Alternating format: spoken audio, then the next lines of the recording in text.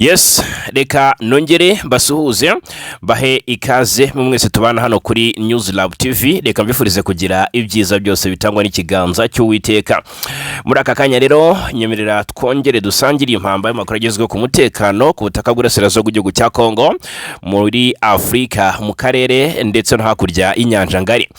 Turebera hamwe ibitangajwe ku busabe bwa East African Community ni ku mirwano ikomeje gusakiranya Kinshasa ndetse na M23. Dore ko imirwano iri kwaduka naho yari yarakamye, bivugwa neza ko M23 ikomeje kwesuranira na FDLR na FARDC muri access zitandukanye. Ndaje ariko muri inkuru mbahunzi yobera ku makuru y'ibisasu mwumvise biturikira hariya mu mujyi wa Goma ufatwa mu rwa mukuru ntara Kivu y'Amajyaruguru. Umuvugizi wa M23 AFC mu bya politiki wungirije Dr Oscar Barinda aduhungije iyobera, atubwira iby'iyi mirwano, ariko atubwira iby'aya masasu murababarira, ariko kandi nanone akomoza ku bijyanye n'amatekwa z'aba FDLR zafatiwe hariya mu nkengero z'umujyi wa Goma. Ndaje mbabwireho gatanu ku kandi. Iyi ni version y'icya ku makuru yahoze n'ubundi atangazwa kuri situation y'umutekano hariya mu mujyi wa Goma. Hanyuma mu Minembwe twababwiye ibitero karahutaka bya drone byashinjwe FARDC, noneho ibyo zikoze na kamaramaza. Ndaje mbabwireho gatanu kuri gatanu.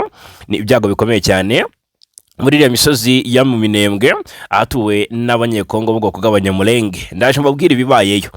Hanyuma turanyarukira Uvira tubabwire iby'ingaruka z'imyitwarire ya FDLR ndetse na coalition muri rusange muri uyu mujyi wa Uvira, umwe mu mijyi y'ingenzi muri Kivu y'Amajyepfo.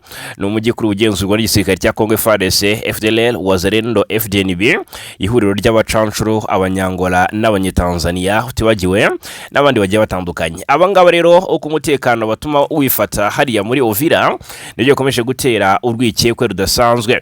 Hanyuma ariko bikavuga ko M23 nayo yiteguye kwa advancinga kuri Uvira gitabare, dore ko idagomba gukomeza kurebera abaturage bapfa. Ni M23 ishinjwa na Leta Zunze Ubumwe za Amerika kuba ikiri mu misozi yunamiye umujyi wa Uvira. Hanyuma ariko ikindi tuza kuba turebera hamwe gatanu kuri gatanu ni amakuru aturuka ahitwa Ikazinga, ni muri teritwari ya Masisi. Iyi Kazinga yafashwe mu cyumweru gishize na M23 iyambuye ihuriro ry'ingabo za leta ya Kinshasa. Ngira ngo murabyibuka ko icyo gihe ingabo za Kongo FARDC mu bikorwa cyangwa se mu ntambara zarwanye byari mu gihe cy'agahenge kasabwe na Rwanda, zirapretendinga zivuga ko duce M23 yagiye yamburwa nyuma y'imirwano yayihuje na Wazalendo ngo zo zitari zirimo. Ariko nabonye amakuru agaragaza cyangwa se n'abafite agaragaza Abazalendo bari kumwe n'abahibu Special Force bo mu gisirikare cya Kongo mu gihe cy'agahenge kizwi nka Cessez-le-feu. Ariko rwose n'abahibu ahangaha byagaragaye ko bari bafatanyije n'aba banyatura mu kurwanya M23 no mu kwigarura uduce dutandukanye two muri teritwari ya Masisi, uduce nka Kazinga tugiye kurebera hamwe ibyayo, uduce twegereye Rubaya dutandukanye nka Luke, Kinigi ndetse na Mahanga. Icyo gihe rero ariko FARDC zari zahakanye ku mugaragaro ko nta ruhare zagize muri iyo mirwano yasize utwo duce twigaruriwe na coalition. Ariko amashusho yakwirakwiye ku mbuga nkoranyambaga ari gutamaza abo ku ruhande rwa Tshisekedi kugaragaza abaforce special ba FARDC b'abahibu bari kumwe n'abarwanya imitwe nyatura, cyane cyane abayobowe n'uwitwa General Mutayomba uvugaho ko bari umuhutu ukomoka muri Masisi, uyu watojwe na FDLR kandi akaba anakorana cyane n'iyo mitwe ayoboye nyatura. Muri ayo mashusho navuze baragaragaramo kandi n'abarwanya bafitanye isano n'imitwe ya SNDH abazungu, nyatura ya Dunia Sauli ndetse n'iya CMC FDP nyatura. Iyi ni imitwe izwiho imibanire ikomeye cyane na FDLR, ikaba mu by'ukuri rimwe na rimwe yitwa igisekuru gishya cya FDLR. N'amashusho kandi agaragaza ko hari gukorana mu buryo bwa gisirikare ikizwi nka mixage opérationnel hagati y'abasirikare ba FARDC, cyane cyane ab'imitwe idasanzwe n'abarwanyi ba FDLR ndetse na nyatura mu duce twa Masisi na Rucuru. Ibikorwa bya gisirikare biherutse kugabwa cyangwa se ibitero bya gisirikare biherutse kugabwa ku birindiro bya M23 mu bice bya Kazinga, Kinigi, Luke na Mahanga byari byatangajwe ko ariko byakozwe n'abarwanyi ba FDLR foka n'imitwe ya nyatura ibashyigikiye. Ariko aya mashusho ragira ngo babwize ukuri ko aje agaragaza ukuri guhari guhamye ko abasirikare ba Kongo FARDC nabo babigizemo uruhare rutaziguye nubwo ingabo za Kongo zitigeze zibitangaza ku mugaragaro ko arizo zatsinze iyo mirwano. Uko zitese n'iki cyatumye abo ku ruhande rwa coalition noneho batigamba intsinzi, ndavuga FARDC bari babihariye wazalendo waza ndetse na zanyatura muri rusange ngo zigamba intsinzi ko arizo zafashe utwo duce kugira ngo bagaragaze ku ruhando mpuzamahanga ko nta mikoranire yabo n'iyi mitwe y'inkora maraso. Iki nicyo nshaka kubahunzaho iyobera. Ahangaha rero ubwo nari bukomoje kuri Kazinga aka kanya biravuga ko yafashwe n'igisirikare cya Kongo.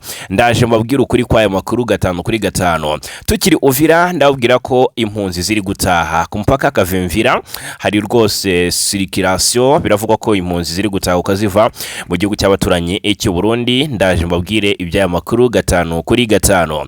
Hanyuma ikindi nza kuba nibandaho muri aya makuru ni Minisitiri Nduhungirehe yakomeje kubitangazwa ni ku muhungu wa Habyarimana avuga ko u Rwanda rudakerensa umwana we na Felix Antoine Tshisekedi.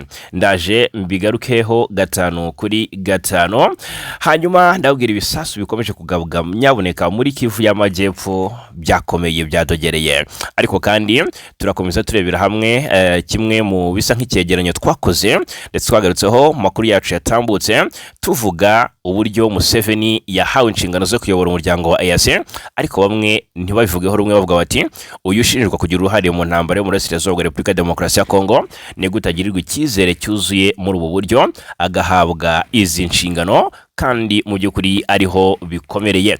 Reka tuze turebere hamwe impungenge bashingiraho batangaza ko Museveni ari uwo gukemangwa. Hari n'abahamya ko rwose Perezida Museveni ari igisubizo cy'ibibazo byose akarere ka Afurika y'Uburasirazuba kakomeje guhura nako nabyo, ariko kandi turanakomoza ku busabe bwa EAC n'ubundi muri mirwano ku mirwano ikomeje gusakiranya Kinshasa ndetse na M23.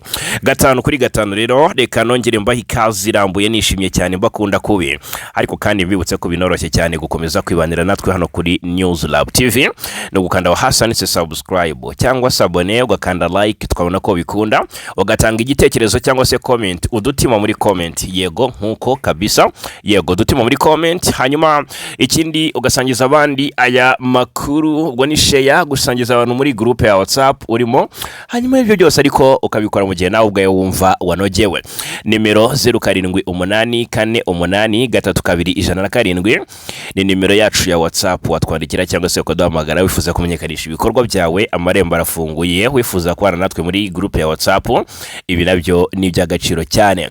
Yes, reka mpere ku mpamvu nyamukuru z'ibisasu mwumvise biturika cyangwa se bituragurikira hariya mu misozi y'ingenzi hariya muri axe za Goma. Aha ni muri teritwari ya Nyiragongo, ni mu ntara Kivu y'Amajyaruguru mu Burasirazuba bwa Kongo, ni mu murwa mukuru w'iyi ntara umujyi wa Goma. Havuzwe ibisasu kuva ku cyumweru, bana bavuga ati wazalendo FARDC na coalition muri rusange bongeye gushegesha bikomeye aho M23 igenzura cyangwa se ibice bito cyane n'abaturage. Uyu mutwe rero rwose twagiriwe umugisha wo kuvugisha Oscar Barinda, ni umuvugizi wa M23 mu bya politiki wungirije, aduhunze yobera ku byaya makuru. Uyu mutwe ariko watangaje ko byari ku cyumweru tariki 8 Werurwe ngo wagoteye hafi y'umujyi wa Goma. Abacengezi bari baje kwiba inka z'abaturage birangira bose ubatoraguye. No kwanga kubatoragura ndagira ngo mubyumve neza, ni ukubafata mpiri bose. Ubu ngubu bafitwe na M23. Byari masaha y'igitondo nibwo mu majyaruguru ya Goma humvikanye urusaku rw'amasasu rwarimo urw'imbunano ndetse n'iziremereye. Abantu bacu batinyaboneka fagika yina muratubwire ese Goma iratewe, abacengezi bateye umujyi wa Goma. Ndagira ngo mwumve impamvu y'aya masasu. Amwe mu makuru yatangajwe cyangwa se yatangazwaga yavugaga ko urwo rusaku rwaturukaga ku mirwano yari mihuza M23 n'ihuriro ry'ingabo zirwana ku ruhande rwa leta ya Kongo Kinshasa ryiganjemo FDLR na wazalendo. Andi makuru ariko akavuga ko ari ingabo za M23 zarimo zitorezwa mu kigo cya Kilimanyoka kurwanisha imbunda ziremereye. nuko ngo hari ingabo zitorezwa hariya, hari ikigo cyitwa Kilimanyoka kiri mu burasirazuba bwa Goma. Izi ngabo rero ngo zari zirimo zitozwa kurashisha imbunda ziremereye. Urwo rusaku rero bikavuga ko narwo ari kimwe mu byateye impungenge cyane ku mutekano w'abaturage.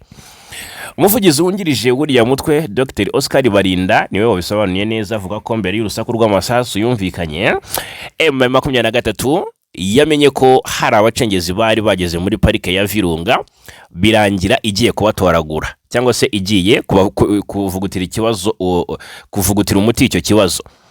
Avugana na mugenzi wacu tunamushimire cyane tunamusuhuza, Oswakim Tuyeyezu kabisa, Imana imumugisha cyane. Uyu umuvugizi wa M23 bya politiki wungirije Dr Oscar Barinda yavuze ati, ni abantu b'abacengezi baza bakiba inka z'abaturage bakajya kuzirira mu ishyamba. Twari tumaze iminsi twarabashije kubageza kure, ariko bagerayo inzara ikabakubita bakagaruka kwiba amatungo y'abaturage. Ejo rero twarabagose turabatoragura bose. Ati twarabagose kabisa, twese bose turabatoragura. Oscar Barinda yavuze ko nta numwe rwose mu bari baje muri icyo gikorwa batafatiwe hariya. Yunzemo ko AFC/M23 izatangaza abo yafashe abari bo nimara kumenya imyirondoro yabo. Gusa avuga ko ibizi neza ko abenshi ari abarwanya umutwe wa FDLR, bijyanye no kuba abenshi muri bo baba mu birunga bya Nyiragongo ndetse na Nyamuragira. Ahangaha rero nyaboneka nicyo ngicyo twavuga, ngiyo impamvu y'ayo masasu yumvikanye muri uwo mujyi wa Goma, umujyi utekanye cyane. Ubundi Goma ni umwe mu mijyi itekanye cyane muri aka karere ka Afurika y'Ibiyaga Bigari. Ndabwiza ukuri, Goma aka kanya uretse impungenge z'uko hakiri ibisigisigi by'ingaruka z'intambara yasakiranyije M23 na coalition mu mpera za Mutarama umwaka ushize, ariko biragaragara ko Goma ni hamwe mu hantu hacungiwe umutekano mu buryo budasanzwe. Mwabimenye ko M23 yashyizeho na police, ubu ngubu hari abapolisi bacunga umutekano mu mihanda ya Goma. Rwose ikizwi nka traffic jam, hari uburyo babyorganiza neza, ibintu bikagenda neza, byahawe umurongo, ntago bigifite isura nk'iyo byari bifite ubwo uyu mujyi wagenzurwaga na guverinoma ya Kinshasa. Ubwo ariko mwumve ko na ahantu ibihugu nka Kenya byohereje ababihagarariye, ntago bakohereza ambasaderi ahantu hadatekanye. Iki ni kimwe mu byo nakubwira. Abaturage nabo ubwabo ubuhamya bwabo baravuga bati, rwose turi kubona ubudasa budasanzwe. Ubundi M23 yari he kuki itari yaradutabaye kera, ko rwose abadindiye mu iterambere bakabaye baratumbagiye. Ibi ni bimwe rero mu bigaragaza ko M23 iri kwishimirwa cyane. Aha ni mu mujyi wa Goma, umwe mu mijyi ingenzi muri Kivu y'Amajyaruguru. Reka tugaruke i Masisi mbabwire ibivugiweyo maginganya. Murabizi ko M23 imaze iminsi irekura uduce twayo ku bushake. Ejo biherutse kurekura agace kitwa ngo ni Ndete nakitwa Mulema, n'uduce tw'ingenzi muri Masisi. Iturekura ariko mu buryo buri strategique. Nababwiye ko M23 kugira ngo irekura agace rwose ntago ari muhi bigiriye FARDC, ibikora mu buryo bwo kugira ibyirengera. I Masisi rero aka kanya haravugwa ko nk'ayitwa Kazinga ngo hongeye gufatwa na FARDC. Ahangaha rero ni nyuma y'ibyumweru bibiri iyi Kazinga ifashwe n'abarwanyi ba M23. Aka ni agace gafite akamaro kanini, kari mu murenge wa Oso Banyungu muri teritwari ya Masisi muri Kivu ya ruguru. Kongera kujya mu maboko y'ingabo za Repubulika ya Demokarasi ya Kongo FARDC rero kuva ku wa mbere tariki 9 Werurwe niko bivugwa ko rwose iyi Kazinga ngo yasubiye mu biganza bya FARDC. Ingabo za FARDC tubanje n'imitwe yitwaje intwaro ya Wazalendo ngo nizo zagabye igitero karabutaka cyo cyatumye basubirana ko gace. Imirwano rero ikomeye ngo yamaze umunsi wose hakoreshejwe imburari ndetse n'into. Mu mugoroba rero nibwo ngo hatangiye kugaragara ituze ugiranyije n'amasaha yari yabanje, ndetse mu gihe aka gace karimo ko y'inyeshyamba z'abarwanyi ba M23 abaturage benshi bari bahunze ingo zabo. Ibi ni bitangazwa n'abakuru rwa guverinoma Kinshasa, bagaragaza ko FARDC ariyo yabandiraga umutekano mu buryo bwuzuye, ngo M23 rero maze kuhagera ngo abaturage bahise bahunga ingo zabo, ariko nukuri kudahari. Bakaba rero ngo bari mu buzima bugoye bakeneye ubutabazi batabona. Uku kwisubiza Kazinga rero ngo kwabaye nyuma y'iminsi m'ikinyeshyamba za M23 zivuye mu duce twa Boabona ndetse two muri two hafi n'ubundi ya Kazinga. Iyi Kazinga ifatwa nk'ahantu h'ingenzi cyane mu murenge wa Oso Banyungu cyane cyane, bityo kuba yongeye gufatwa rero n'ingabo za leta bikaba bituma izi ngabo zigira imbaraga mu kugenzura agace kose ka Kivu y'Amajyaruguru. Ingaruka zo gutakaza Kazinga ku ruhande rwa FARDC twari twazivuzeho mu minsi yashize, ndabwira nti nyaboneka FARDC gutakaza Kazinga iraje ibyumve neza kandi zabyicuza. Ariko aka kanya twari twanababwiye ko M23 iri mu nyungu kuba ifite cyangwa se yigaruriye agace ka Kazinga, kamwe mu duce tw'ingenzi muri Kivu y'Amajyaruguru. Twari twakomeje ku mpamvu aka gace ari ingenzi cyane kuko nagace gafasha M23 kugenzura uduce twinshi ndetse no kurebesha amaso ibiri kubera Iwarikare. Kuko nk'ubwo ngubwo Kazinga yisubijwe na M23 byari byavuzwe tariki 3 Werurwe 2026 ko M23 yisubije agace ka Kazinga ko muri teritwari ya Masisi. Noneho hari hashize iminsi Kazinga igenzurwa na coalition, akana gace n'ubundi kari mu nkengero z'umujyi wa Rubaya, ariko amakuru akavuga ko ingabo za M23 zagafashe ziturutse mu bice bya Ndete ndetse n'ahitwa Gasopo, batera Kazinga noneho barayigarurira, banarwanya intambara ikomeye cyane.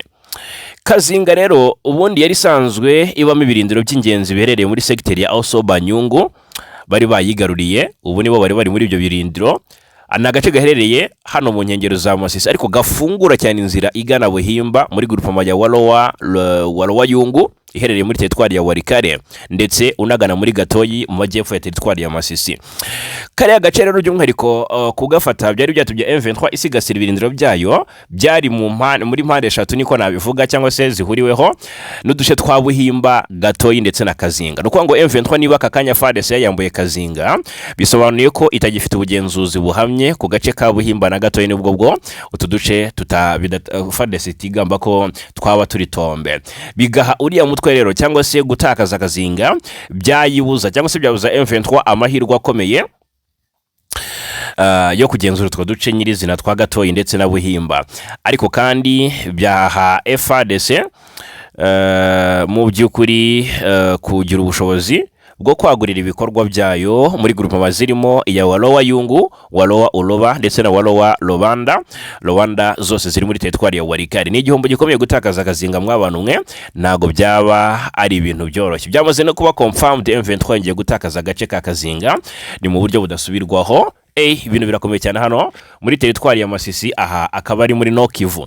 Yes, ariko kandi ubwo reka turebe ingabo za General Sultan Makenga hari icyo zishobora kuba ziteganya gihabanye n'icyo twebwe turi kwibwira.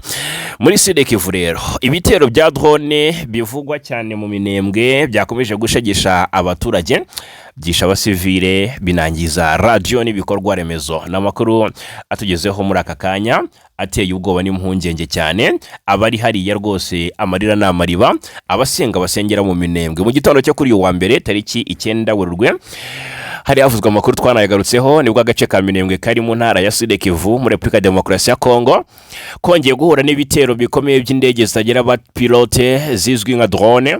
Abaturage bavuga ko zoherejwe n'ingabo za leta ya Kongo FARDC. Ibyo bitero rero byahitanye abaturage benshi, ngo binangiza ibikorwa remezo birimo ni radio y'abaturage.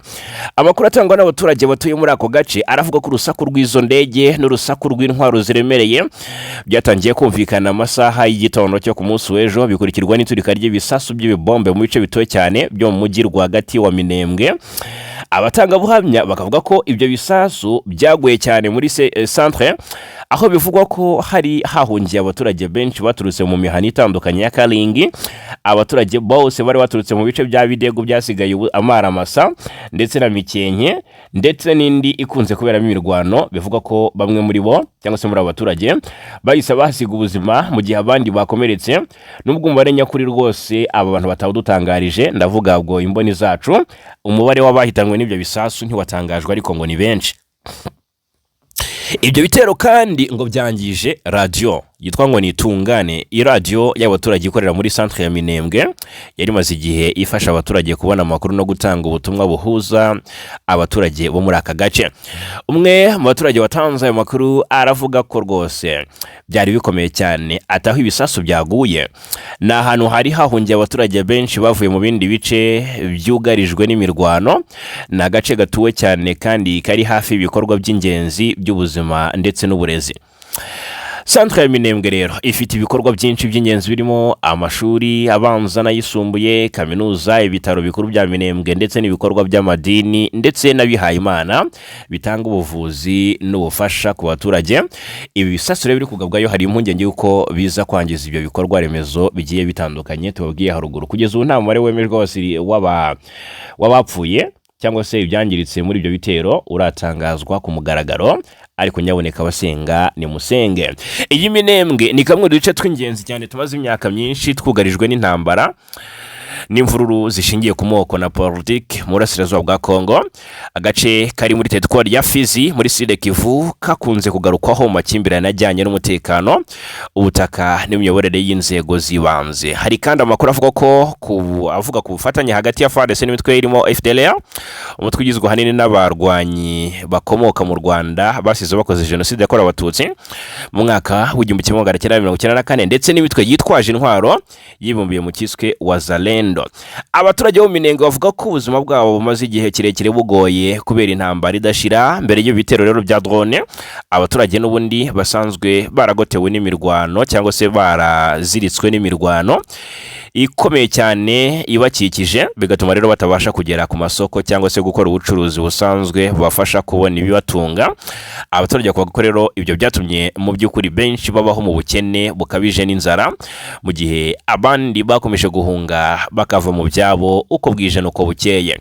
Ariko ahangaha nubwo amakuru akomeje gutangwa n'abaturage ku byabaye muri Minembwe, kugeza ubu n'inzego za leta ya Kongo ntiziratangaza ku mugaragaro icyo zivuga kuri ibi bitero.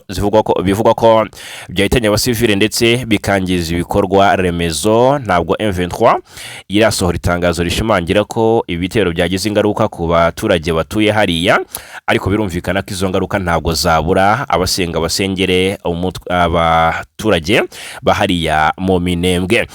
Hanyuma rero tumanuke gato muri Uvira. Ni Minembwe ifite impungenge zidasanzwe. Abasirikare bo muri coalition bamaze iminsi bazamuka muri Minembwe baturuka Uvira. Ibaze kuva Uvira ujya Minembwe mw'abantu mwe ntabwo waba ari umugambi woroshye, biteye ubwoba cyane. Igitondo cyo ku itariki 23 Gashyantare nibwo leta y'u Burundi yafunguye impaka ya Gatumba uhuza iki gihugu na Repubulika ya Demokarasi ya Kongo. Twabigarutseho. Gatumba navuga izubu ni imipaka nyabagendwa igendwa, ndetse abakora ubucuruzi bwambukiranya imipaka aka kanya bari gukora imirimo yabo uko bwije nuko bukeye, ndetse nta nkomyi nubwo hari impungenge z'uko umutekano udahamye. Ariko kandi indi nkuru nziza ituruka ahangaha Uvira, inkuru iravuga ko rwose abari barahunze imirwano ya Uvira yaciye ibintu kuva mu mpera mu ntangiriro z'Ukuboza 2025. aba baturage ngo batangiye kugenda bahunguka. Abanyekongo babarurwa mu 2022 bagarutse mu gihugu, n'abanyekongo 2022 bari barahungiye mu gihugu cy'u Burundi hari Bujumbura, ngo basubiye mu byabo rwose, basubiye mu gihugu cyabo banyuze ku mpaka bakavimvira mu mujyi wa Uvira. Leta ya Repubulika ya Demokarasi ya Kongo rero ivuga ko ari ngo ni retour spontané, no kuvuga kugaruka ku bushake bwabo, ntabwo ari itegeko, ntabwo ari ihame, abatabishatse ntibatashye. Ariko mu by'ukuri leta ya Kongo yatangaje ko ngo yamaze kumenyesha United Nations High Commissioner for Refugees kugira ngo hubahirizwe amategeko mpuzamahanga yo kugarura impunzi mu gihugu cyazo, hashyirweho amasezerano y'ibihugu bitatu. Ni ukuvuga ngo Kongo, Uburundi, ubwo ni impande eshatu. Kongo, Uburundi basinye ku masezerano ajyanye no kurengera impunzi uko zitaha mu burenganzira bwazo, ndetse n'uyu muryango HCR. Ayo masezerano agena uko impunzi zisubizwa mu gihugu cyazo mu buryo butekanye. Impamvu bari barahunze nazo zikagaragazwa kuko abenshi muri aba bantu bahunze kubera imirwano ikomeye hagati ya M23 n'ingabo za leta ya Kongo FARDC. Imirwano yari yateje umutekano muke, abantu benshi bahunga ibibazo, bahunga iyo mirwano mirwano bakomeje kugenda bahura n'ikibazo cyo kutabona ubutabazi nk'uko twagiye tubigarukaho. Politiki iri inyuma y'ibi nk'uko leta ya Kinshasa ivuga ko AFC M23 yavuye mu mujyi wa Uvira ngo byatewe n'igitutu cyashyizweho na United States of America kuri uyu mutwe ndetse no ku Rwanda, ngo kubera iyo mpamvu rero umupaka wafunguwe abantu batangira kugaruka mu gihugu cyabo. Uvira ni umujyi w'ingenzi cyane ufatwa nk'ingenzi kuko uri hafi y'umupaka w'u Burundi, ifungura inzira ijya mu majyepfo ya Kongo, ishobora no gutuma habaho kwaguka kw'intambara cyangwa se amahoro mu karere k'ibiyaga bigari, ubwo byaterwa n'impamvu cyangwa se n'intego z'abagenzura uwo mupaka. Ubwo rero mu magambo make abanyekongo bagera ku 2022 bari barahungiye i Burundi batangiye gusubira mu gihugu cyabo banyuze Uvira, kandi leta ya Kongo iri gukorana na HCR ngo kugira ngo bagaruke cyangwa se kugaruka kwabo gukorwe mu buryo bwubahirije amategeko mpuzamahanga arengera impunzi. Hanyuma ni Uvira, umwe mu mijyi ingenzi cyane muri Kivu y'Amajyepfo. Makuru yacu aza kuba agarukwaho masaha ari imbere, turaza kubabwira ibindi byinshi biri gukusanywa kuri uyu mujyi wa Uvira. Ubusabe bwa East African Community, umuryango wa Afrika y'Uburasirazuba EAC, kuri intambara ikomeje kuyogoza uburasirazuba bwa Repubulika Iharanira Demokarasi ya Kongo, bugiye hagaragara rero na nyuma y'uko uyu muryango wa Afrika y'Uburasirazuba nawo ejo bundi tariki 7 abakuru b'ibihugu bigize uyu muryango bari bakoze inama bateraniye hariya i Arusha muri Tanzania. Inama yasize Perezida Museveni ahawe inkoni nk'umuyobozi mushya w'uyu muryango asimbuye Perezida William Ruto. Uyu muryango rero hongeye kumvikana ijwi ryawo nyuma y'iminsi hatumvikana cyangwa se tutazi iherezo cyangwa se irengero ry'ijwi rya EAC. Iki cyifuzo cya EAC rero cyaje gisaba impande zombi zihanganye kurambika intwaro hasi. Murabizi ko n'icyifuzo cya East African Community cyatangajwe nyuma y'inama ya 25 y'abakuru b'ibihugu by'uwo muryango yabereye i Arusha muri Tanzania ku ya 7 Werurwe. Kuri ubu imirwanire cyakomeje mu burasirazuba bwa Kongo hagati y'inyeshyamba z'umutwe wa M23 AFC n'ihuriro ry'ingabo zirwana ku ruhande rwa leta ya Kinshasa. Inyeshyamba zishinja kugaba ibitero mu bice bitandukanye bituwe n'abaturage benshi ndetse no kurenga ku gahenge.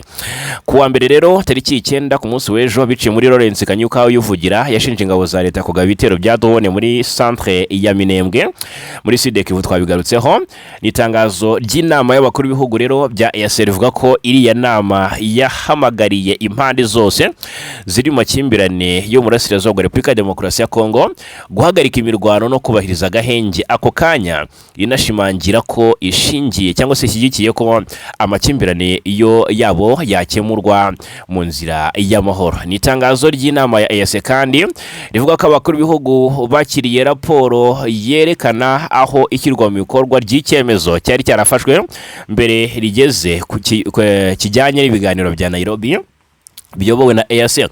Ni ibiganiro byitwa ko bigamije kugarura amahoro mu burasirazuba bwa Repubulika ya Demokarasi ya Kongo.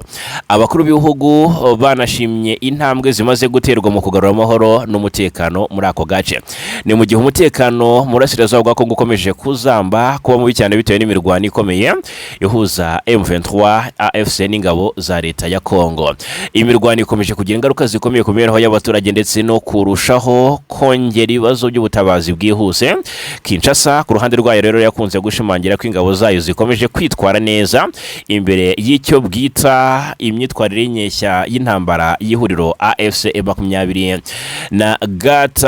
Hanyuma ariko ni imyitwarire Kinshasa ivuga ko igaragarira mu gusahura umutungo kamere w'agaciro kanini mu bice inyeshyamba zigenzura ndetse no mu kutubahiriza kenshi agahenge binyuze mu bitero bisubirwamo kenshi.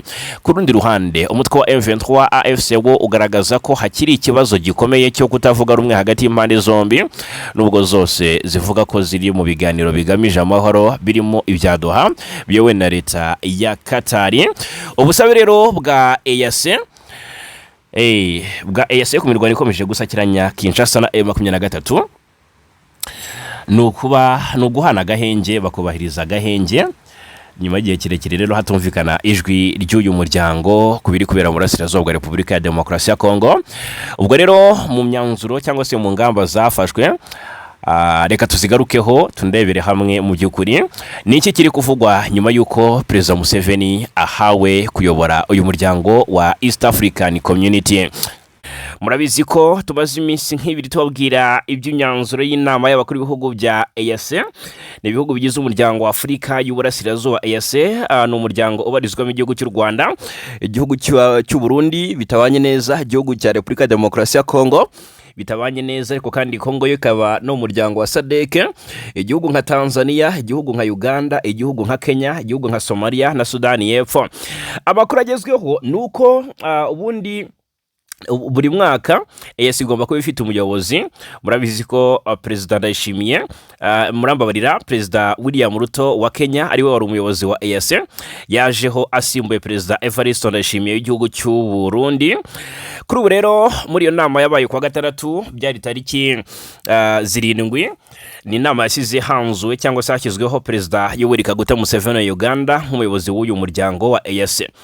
Museveni agihererekanya ububasha na Perezida William Ruto, abantu benshi bari baje batese ibintu bigiye kuba ni ibiki. Ubwo noneho abo ku ruhande rwa guverinoma Kinshasa ndetse n'abakurikiranira hafi by'akarere k'ibiyaga bigari bijyanye yenda n'ikibazo cy'umutekano cyakomeje kuba agatereranzamba kanyinawo nzamba, bati noneho Kongo igushije ishyano, bati noneho Kongo igiye kugambanirwa mu buryo bunoze, cyangwa se umugambi wo kugambanira Kongo ugiye kunozwa mu buryo budasanzwe. Murabizi ko ikibazo cy'umutwe wa M23 mu burasirazuba bwa Kongo gikomeje kurikoroza, intambara irakomeje hagati ya M23 ndetse n'igisirikare cya Kongo FARDC muri Kivu y'Amajyepfo n'Amajyaruguru. Ni M23 wayoboye intwaro mu mpera za 2021 bivugwa ngo ishyigikiwe n'u Rwanda ndetse n'igihugu cya Uganda, dore ko yanateye ituruka i Kampala muri Uganda. Murabizi duce yabanje gufata muri Rucuru hariya na gace kabunagana ni umupaka uhuza Repubulika ya Demokarasi ya Kongo ndetse na Uganda. Uganda akenshi yagiye ivugwaho byinshi bitandukanye kuba ishyigikira M23 ndetse rwose mu bijyanye no kubuza M23 kurwana n'igisirikare cya Kongo. Uganda ntiyigeze yumvikana cyane, byahumiye ku mirari ubwo umuhungu wa Perezida Museveni ariwe General Muhoozi Kainerugaba akaba umujyanama we mu by'umutekano yagiye agaragaza cyangwa se avuga amagambo ashimangira ko afitanye imikoranire na M23 cyangwa se ko ashyigikiye impamvu M23 irwanira na Museveni ubwe. Mu magambo yagiye avuga na magambo yagiye abaza cyane abi Kinshasa, avuga bati uyu we rwose ntabwo azigera atuma turusyaho, uyu we azatuma rwose ikibazo kirushaho gukara. Agihabwa izi nshingano rero uyu Perezida Museveni zo ku muyobozi w'uyu muryango yahise asaba ibintu bikomeye cyane abo mu bihugu bigize uyu muryango, abizi neza ko bitabanya, abizi neza ko bitavuga rumwe. Ubwo rero ndaje turebera hamwe ikibazo cy'umutwe wa M23, haribazwa niba hari icyo azagikoraho. Ni Museveni usimbuye Ruto nawe wahoze akemangwaho n'abatari bake, by'umwihariko bukorana rwa guverinoma Kinshasa, avuga bati ihuriro Alliance Fleuve Congo ryashingiwe hariya i Nairobi muri Kenya. Ikindi icyo gihe Perezida William Ruto niwe wari perezida w'iki gihugu, bisobanuye ko ngo yahaye rugari abashinzwe cyangwa se bamwe mu bashakaga gupanga umugambi wo gukuraho ubutegetsi bwa Tshisekedi aribo AFC 23. Murabizi ko iri huriro AFC Corneille Nangaa yarishingiye hariya i Nairobi. Ejo bundi budakeye kabiri witwa Joseph Kabila Kabange, former president wa Repubulika ya Demokarasi ya Kongo, nawe rwose ashingira ihuriro Suvola RDC yahurijemo abatavuga n'ubutegetsi bwa Tshisekedi. Nabyo bibera hariya i Nairobi muri Kenya. Bigeraho Kenya ishinga igisa nka ambasade mu mujyi wa Goma ugenzurwa na M23. Kinshasa idagifiteho ububasha kandi ifite ambasaderi wayo i Kinshasa muri Repubulika ya Demokarasi ya Kongo, birongera bisubira ibubisi. No kwanga kakanya ndagira mbabwire cyangwa se mabwiza ukuri ko ibihugu bigize EAC ntago biri mu mujyi umwe kuri iki kibazo. Nk'ubwo tuvuze nka Tanzania yo murabizi ko yafashije Kongo kenshi mu ntambara ngaho kohereza ingabo mu burasirazuba bwa Kongo zije mu butumwa bwa SADC buzwi nka SAMIDRC. Ni ingabo zazanye n'iza Malawi ndetse na Afurika y'Epfo zitsindwa uruhenu zirataha. Aka kanya Tanzania iri kuvugwaho gutanga ubufasha bw'ingabo cyane cyane zirwanira mu mazi muri Kivu y'Amajyepfo, dore ko arizo zimaze iminsi zirasa ku bikorwa remezo ndetse zinagaba ibitero kuri M23 zikoresheje ubwato hariya muri Lake Tanganyika. Ibitero byagabwe mu bice bya Fizi, Kalemie na hose no muri teritwari ya Uvira muri rusange hano muri Axe za Kalundu. Icyo ngira ngo mbabwire nuko igihugu cya Repubulika Demokarasi ya Kongo ntago cyumva neza impamvu Museveni cyangwa se ntago kibona neza umusaruro Museveni azatanga kuri ibi bibazo ndetse n'ibindi bijyanye n'inshingano ahawe. Reka rero turebere hamwe, ese ubundi Museveni ikibazo cy'umutwe wa M23 na guverinoma Kinshasa agifata ate? Uyu ni Perezida Yoweri Museveni wa Uganda ubwo yaganiraga na bamwe mu bayobozi n'abahagarariye ibihugu byabo hariya mu gihugu cy'abaturanyi cya Uganda. Ndahitana nabereka cyangwa se mbagaragariza uburyo nanone ku rundi ruhande abafite ubunararibonye mu bya politiki ya Afurika bari nka Olusegun Obasanjo nyuma y'uko minsi yashize. Uyu ni Olusegun Obasanjo, former president wa Nigeria, uri mu bahuza batanu bashyizweho na Afurika yunze ubumwe, hari kumwe na Sahle-Work Zewde, Catherine Samba Panza, Uhuru Kenyatta n'abandi. Uyu rero Obasanjo aherutse mu by'ukuri gusura ibihugu byose hafi byose bigize Afurika y'Iburasirazuba. Yaje Kigali mu Rwanda, yanyarukiye i Kampala muri Uganda, agiye Kinshasa muri Kongo, ajya ni Bujumbura mu Burundi, ndetse yagiye aganira n'abo bayobozi bibi bihugu. Reka tubanze turebera hamwe ese ubundi Museveni iki kibazo agifata ati. Ni mu Cyongereza turagerageza kusemura mu rurimi rw'Ikinyarwanda mu buryo biza kudushobokera. Ni Perezida Museveni. But M23 is really a political problem which can be solved by discussion. Because I don't see the big problem there now. Mu by'ukuri ati ariko M23 mu by'ukuri ni ikibazo cya politike gishobora gukemurwa binyuze mu biganiro, kuko njyewe sindabona ikibazo gikomeye cyane gihari ubu kuko aba ba M23 sintekereza ko basaba ibintu bikomeye cyane nko gusangira ubutegetsi cyangwa ibindi nk'ibyo. Oya, ntabwo ari ibyo ngibyo. Numvise bavuga ko nanabasabye kunyohereza ibisabwa byabo by'ingenzi. Narabasabye ni iki musaba ubundi, ni iki mushaka? Basubiza ko bashaka gusubira mu bice cyangwa se mu midugudu yabo bahunze bameneshejwemo, kandi bakongera kwinjizwa mu gisirikare. Nibyo gusa. None si ibyo ni ikibazo gikomeye? Ubwo koko icyo ni ikibazo gikomeye. Iyo niyo mpamvu rero turi kubashishikariza kuvuga batariko tuvuga tutariko nyaboneka ibintu ni ibintu byoroshye, mwakwemera kubishyira mu bikorwa, mwakwemera mukabyumvikanaho n'aba bantu. Uyu ni Perezida Museveni. We tayari ati M23 ikibazo cyayo ni ikibazo kiri political, it's a political problem. Ati ni ibintu byakemurwa binyuze mu biganiro, ntabwo ari ibintu byakenera isasu. Ni mu gihe Kinshasa yo ishyize imbere kurasa kuri M23, dore ko noneho imaze iminsi nayishegesha cyane yicara bamwe mu bayobozi bagiye batandukanye. Hanyuma ku kibazo cyo mu burasirazuba bwa Kongo ndetse n'umutekano w'akarere k'ibiyaga bigari, Perezida Museveni ese afite ubushobozi iki? Biravugwa ko rwose afitiwe icyizere na bamwe, dore ko ari umwe mu perezida bakuru muri Afurika, ariko kandi by'umwihariko mu karere ka Afurika y'ibiyaga bigari karimo n'icyo kibazo gikomeje kuba agatereranzamba kanyina wa nzamba. Uyu ni Perezida former president wa Nigeria Olusegun Obasanjo nyuma y'uko aherutse mu karere k'ibiyaga bigari, ni mu ntangiriro za Gashyantare 2026 ubwo yaganiraga n'itangazamakuru akubutse muri uruzinduko yakoreye muri aka karere rwibandaga n'ubundi ku kurebera hamwe icyazana amahoro mu karere k'ibiyaga bigari. Uyu ni Perezida Visited Kinshasa. Obasanjo. We have listened to the president. We have visited Kigali. We have listened to the president. We have visited Burundi. We have listened to the president. Twagendere twasuye Kinshasa tuganira na perezida waho, twasuye Kigali tuganira na perezida waho, twagiye mu Burundi tuganira na perezida waho, ndetse twaganiriye n'abayobozi ba M23. Ubwo rero nyuma y'ibyo byose twaje hano nk'uko babivuga aho mvuka, imbyino mu by'ukuri nizo za nyuma. None rero twebwe twaje ku mbyino nini nk'uko twabivuze igihe twaganiraga na Perezida Kagame. Ni imbyino nini kubera impamvu nyinshi. Perezida Museveni amaze igihe kinini kurusha abandi bose agira uruhare muri iki kibazo. Niwe mukuru mu bantu bose twavuga ko mu by'ukuri ari abafite uruhare muri iki kibazo, kandi muri Afurika baravuga ngo imyaka iza mbere y'ubwiza. Iyo byose ubishyize hamwe mu bantu twaganiriye nabo, nta numwe wavuze nabi cyangwa ngo warwanye cyane Perezida Yoweri Museveni.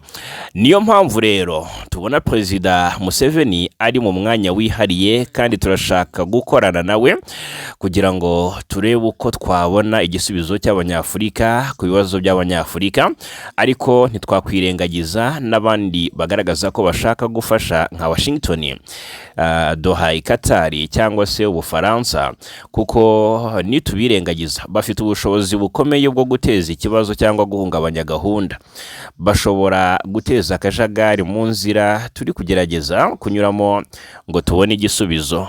Ubwo rero uyu ni Perezida Olusegun Obasanjo, former president wa Nigeria, avuga ku bushobozi Museveni afite mu by'ukuri mu kuba ibiganza bye ari ibiganza byavuguta ikibazo akarere k'ibyaga bigari gafite. Ni Obasanjo umaze iminsi akozereye ingendo i Kigali mu Rwanda, i Bujumbura mu Burundi, Kinshasa muri Congo ndetse i Kampala muri Uganda nk'umuhuza. Murabizi umwe mu bahuza batanu bashyizweho na Afurika yunze ubumwe ngo harebwe icyakorwa kugira ngo amahoro agaruke mu burasirazuba bwa Repubulika ya Demokarasi ya Congo, bakorera mu ngata Perezida wa Togo Faure Esozima Nyasimbe.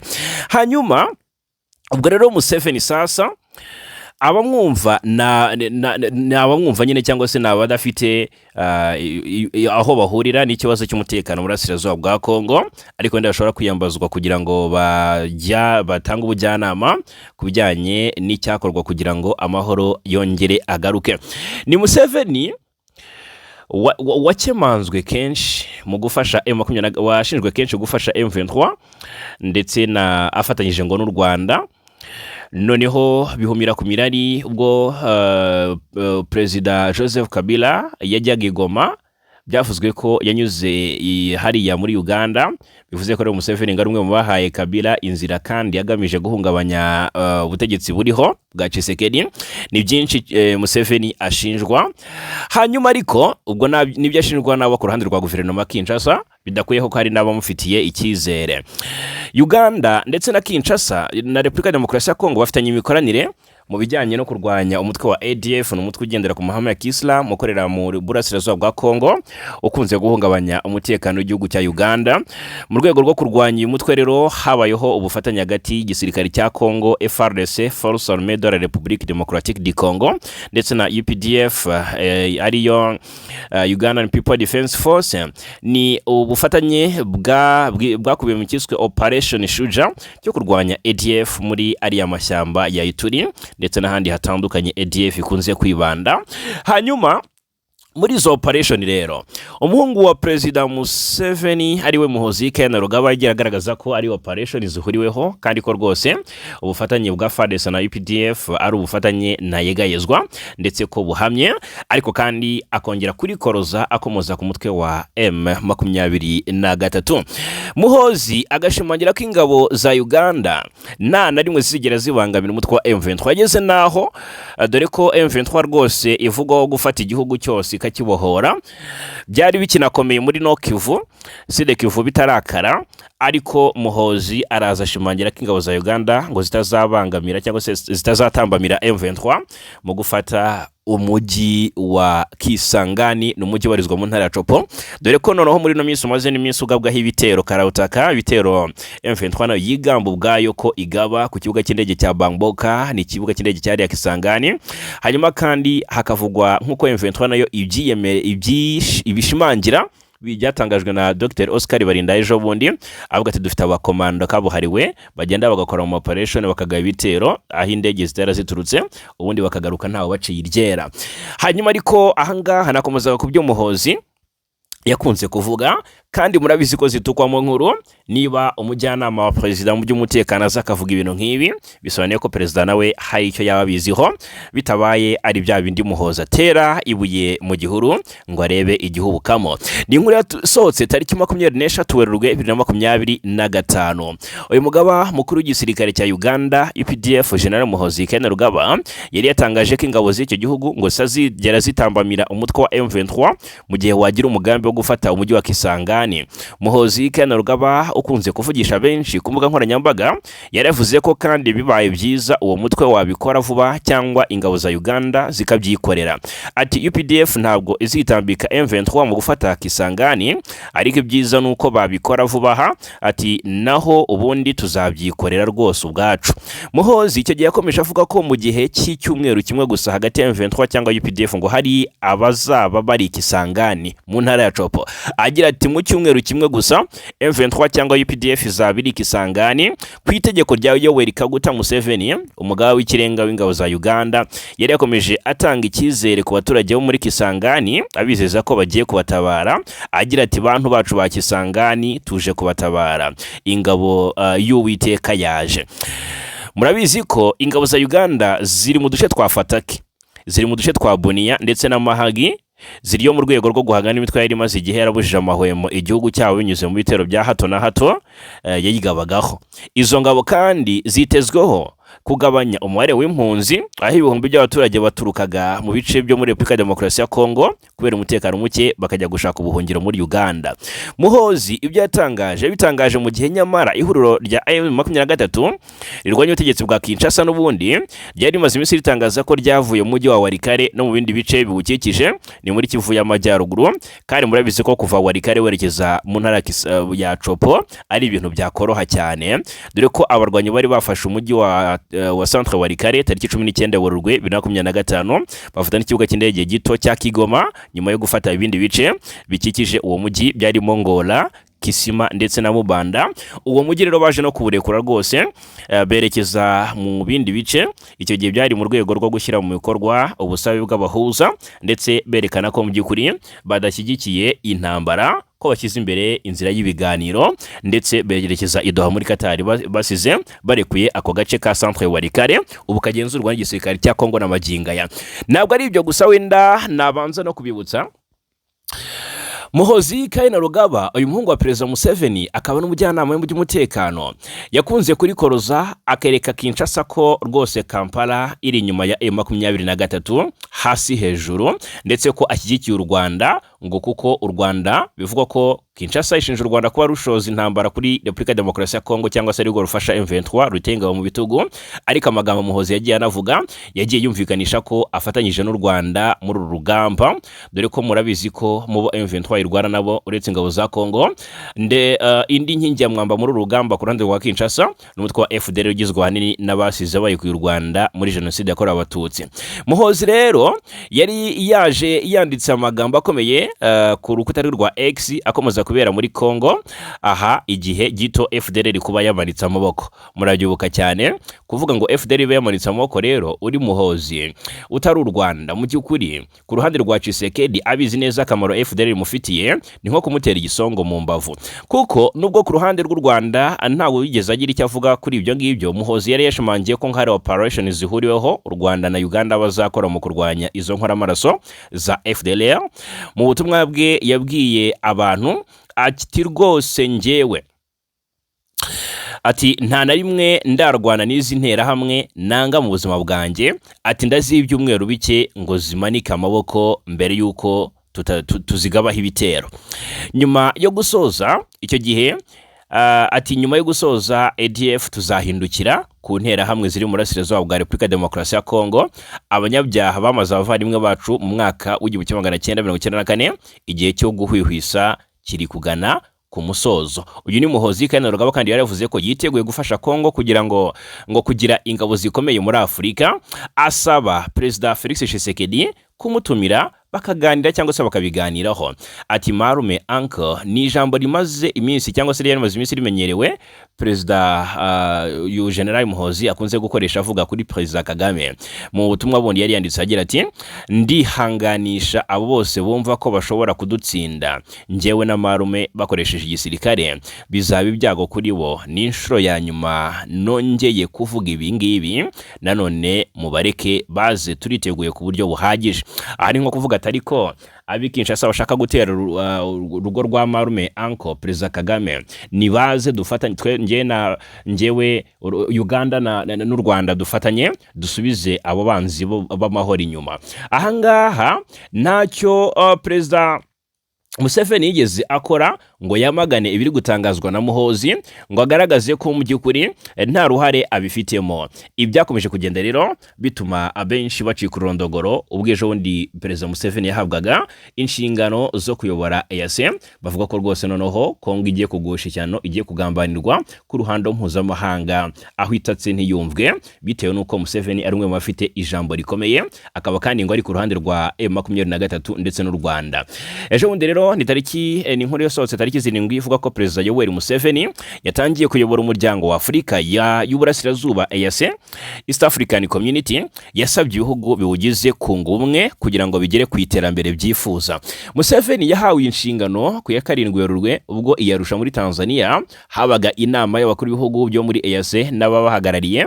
Uyu mukuru w'igihugu kandi yasabye ibyo bihugu bya EAC mu by'ukuri ko byihuza mu rwego rwa politiki agaragaza ko aribwo bizagira ubwirinzi bukomeye ku buryo nta mwanzi ushobora kubihungabanya n'ubukungu butajegajega.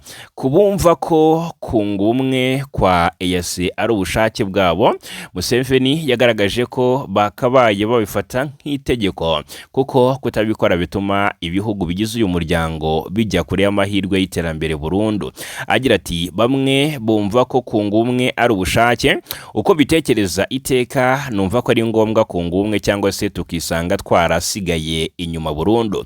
Ahangaha rero bamwe bakabishingira bavuga bati kunga umwe gute kandi batumvikana ku kibazo gihangayikishije akarere, ikibazo cy'umutekano mu burasirazuba bwa Kongo, ikibazo cya FDLR umutwe ugizwe ahanini n'abasize bahekuye u Rwanda ubangamiye umutekano w'u Rwanda bituma u Rwanda rwirirwa rushyiraho ingamba z'ubwirinzi rwagiye rushyira ku mipaka. Hanyuma Museveni kandi yagize ati bamwe bumva ko kunga ubumwe ari ubushake uko mbitekereza iteka numva ko ari ngombwa kunga ubumwe cyangwa se tukisanga twarasigaye inyuma burundu. Yagaragaje ko kubera imbaraga zo kwishyira hamwe umusaruro mbumbe wa Leta Zunze Ubumwe za Amerika wageze kuri miliyari 31.8 z'amadolari mu gihe iyi Afurika yose muri rusange ari miliyari 3,600 murumva gapirimo. Hanyuma asobanura ko impamvu ubukungu bw'ibihugu bya Afurika buri hasi ugereranyije n'ibindi bihugu nka Amerika, Ubushinwa, Ubuhinde na Korea y'Epfo ari uko Abanyafurika badahuza nubwo byitwa Kongo babonye ubwigenge kuva mu myaka myinshi ishize. Uyu mukuru w'igihugu rero yari yasabye ibihugu bya Afurika ko byagira ubumwe buvanze n'ubwigenge bikita ku bufatanye mu iterambere ry'ubukungu binyuze mu koroshya ubucuruzi kugira ngo bigere ku rwego nk'urwo Amerika n'ibindi byagezeho. Museveni yasimbiye William Ruto ku buyobozi bwa EAC biteganyijwe ko rero azamara muri iyi nshingano umwaka umwe asimburwe n'undi wo mu kindi gihugu nk'uko amategeko agenga uyu muryango abiteganya habaye nta gihindutse. Hanyuma ubwo ndagira ngo mbabwire ko niba Museveni asaba ko ibihugu byunga ubumwe mw'abantu mwe abenshi batarigeza nkana mutigute azabwira Kinshasa ati twicare tuganire twunga ubumwe dukore ibiri mu murongo umwe gute. Tshisekedi azahita amusaba ati saba FDL saba M23 irekura uduce yafashe. Ibyo Museveni azabikora abenshi bati oya. Ikindi gikurikiraho saba u Rwanda rukuri ingabo ku butaka bw'urasirazuba bw'igihugu cya Kongo kugira ngo twunge ubumwe n'ubundi. Ahangaha Museveni azasaba u Rwanda gukura ingabo mu burasirazuba bwa Kongo. Ese ziriyo?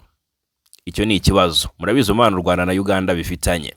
Ikindi ese Tshisekedi nabwira Museveni ati ntago bizakunda nutumva ko ugomba kureka gufasha M23. Ese Museveni atanga ubufasha kuri M23? Aho naho hakaba ikibazo ndetse kiri trick. Icyitwa ubumwe abenshi basanze baravuga ko rwose basanze ari ikidashoboka. icyitwa gushyira hamwe muri East African Community abenshi basanze ari igisa n'ikidashoboka bitewe n'ukuntu ikibazo kimeze n'uburyo mu kukivugutira umuti habaho kwirengagiza nkana impamvu muzizi icyo kibazo. Ubwo rero n'aka kanya abo murasirazuba bw'igihugu cya Kongo ndetse no muri Repubulika ya Demokarasi ya Kongo ariko bakunze guca inkoni zamba, baravuga ko ibi bisa naho ari ibidashoboka. Ibijyanye n'imishinga ubundi Afurika yunze ubumwe yakabaye, Afurika y'Uburasirazuba yakabaye isangiye, nabyo byagiye bigirwaho bikomwa mu nkokora n'imibanire y'ibihugu byombi byose bigize uyu muryango. Bamwe bati ntago bizakunda bwana Museveni, ibyo usaba ntago bizakunda. Bati ubwo se Burundi na Repubulika ya Demokarasi ya Kongo bahuza bate n'u Rwanda kandi barota gukoraho ubutegetsi bwarwo? Bati ibi rwose ntago bishoboka, ntago byoroshye. Abandi batari ku muntu asaba ati ibihugu kwiyunga mu gihe n'imbere mu gihugu kimwe hakirimo amategeko aheza bamwe mu bene gihugu. Uyu muryango nubanze ukemuriye ikibazo cy'abavuga ikinyarwanda bahora bahezwa ndetse bakanatotezwa bakanahohoterwa mu bihugu byabo binyuranye bavukamo kandi baba barabivukiyemo. Abantu bamwe bati they are stressless.